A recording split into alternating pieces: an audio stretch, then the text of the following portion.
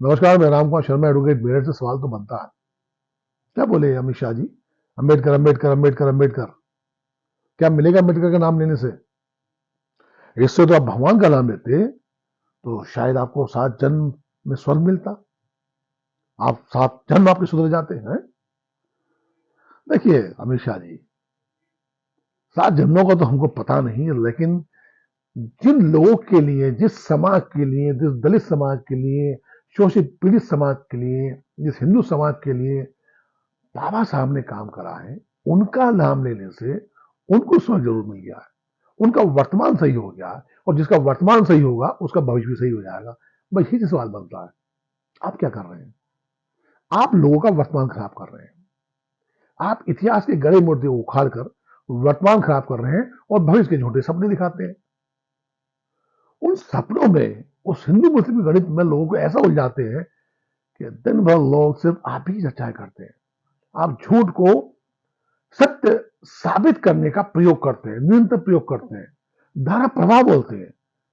और झूठ बोलने का तो शायद आपने विश्वविद्यालय खोल लिया है, मुझे ऐसा प्रतीत होता है भारतीय जनता पार्टी ने। तभी तो विश्व गुरु जो भारत बन गया है, बनने की राह में है, और देवतुल्य हमारे प्रधानमंत्री जी हैं, ईश्वरी शक्ति उनको प्राप्त है, दिव्य शक्ति से ओतप्रोत है। उनके रहते सांसद संसद के प्रांगण में अजीब गरीब घटना होती है। राहुल गांधी के ऊपर आरोप लगाया जाता है कि वो एक सांसद को जान से मारने की नीयत से धक्का दे देते हैं, वो घायल हो जाते हैं, चोटिल हो जाते हैं, और एक महिला के साथ अभद्र व्यवहार भी करते हैं। बड़ी शर्मनाक घटना है साहब। अगर राहुल गांधी ने ये किया है तो देश राहुल गांधी के खिलाफ खड़ा होता हुआ नजर आएगा। लेकिन ये देश जानना चाहता है कि जब सीसीटीवी कैमरे वहां लगे हुए हैं तो उस पूरे घटनाक्रम को देश के सामने रखना चाहिए। बहुत ईमानदारी से देश को बताएं और दिखाएं कि राहुल गांधी ने कृत है, ये लीडर ऑपोजिशन होने लायक नहीं है। निशाहित करें, जेल भेजें, उसको फांसी चढ़ा दें, जो नियम है उस नियमों के तहत उसको सजा दें।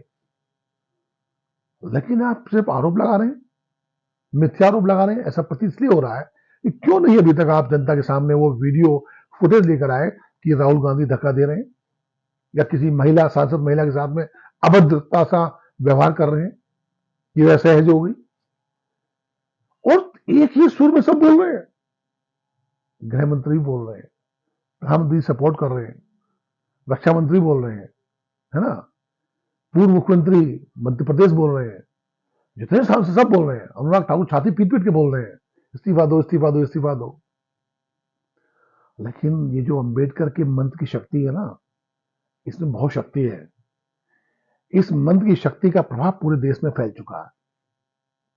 इस मंत्र की शक्ति में आप इस प्रभाव को आप खत्म नहीं कर सकते। ये तांत्रिक क्रियाएं कर दी इस मंत्र ने, और इस मंत्रोच्चारण को करने के पश्चात आपको समझ में आ गया है कि कुछ गड़बड़ हो गया है।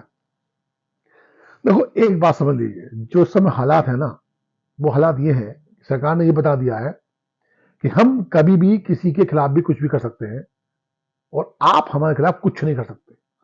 सरकार जब चाहे जिसको चाहे उठा के जेल भेज सकती है, आपकी सुनवाई नहीं होगी। अरे जब विपक्ष के नेता को सरेआम झूठा आरोप लगाकर उसको अपराधी साबित करने की प्रक्रिया चल रही है, चला दी गई है, मुकदमा लिखा दिया गया, तो आप और हम क्या है? कौन सुनेगा हमारी? सामान्य आदमी के साथ घटनाक्रम हो जाए तो कोई सुनने वाला नहीं है भाई, समझ लीजिएगा। न्यायालय, शहरी संस्थाएं, इनके में कहां न्याय मांगने जाओगे? आप देखते हो ना सामने आपके संसद में हो क्या रहा है। क्या किसी सांसद के खिलाफ सांसद के प्रांगण में हुई घटना का संज्ञान लेने से पहले पुलिस को लोकसभा अध्यक्ष से नहीं पूछना चाहिए था? क्या उसकी परमिशन नहीं लेनी चाहिए थी? कि जांच नहीं होनी चाहिए थी? होनी चाहिए कि नहीं होनी चाहिए? पर यही सवाल बनता है। झूठ परे पाखंड उन्माद की राजनीति हिंदुस्तान को विश्व गुरु बना रही है, या विश्व में उसका मजाक बन रहा है? आप धर्म के नाम पर एक दूसरे के ऊपर आरोप प्रत्यारोप लगाकर जिस प्रकार की वीडियो फुटेज बांग्लादेश से हिंदुस्तान में आती है, हमको देख के गुस्सा आता है। तो यहाँ के साथ लोगों के साथ, अल्पसंख्यकों के साथ जो आप कर रहे हैं, जो हो रहा है, वहां के देश में क्या हो रहा होगा वो क्या सोचते होंगे? विश्वगुरु बनने की राह पर हैं आप। देखिए, हिंदुस्तान विभिन्नताओं में एकता का देश है। विभिन्न जाति धर्म संप्रदाय के लोग रहते हैं। हर 100 किलोमीटर पर यहाँ पे भाषा परिवर्तित हो जाती है, इष्ट देव परिवर्तित हो जाते हैं, कुल देवता आ जाते हैं। बहुत प्यारा देश है हमारा। इस देश की संस्कृति को, विरासत को आप तार तार कर रहे हैं, उसकी हत्या कर रहे हैं। मैं फिर कह रहा हूं, अंबेडकर अंबेडकर अंबेडकर अंबेडकर, इस मंत्र में बहुत शक्ति है।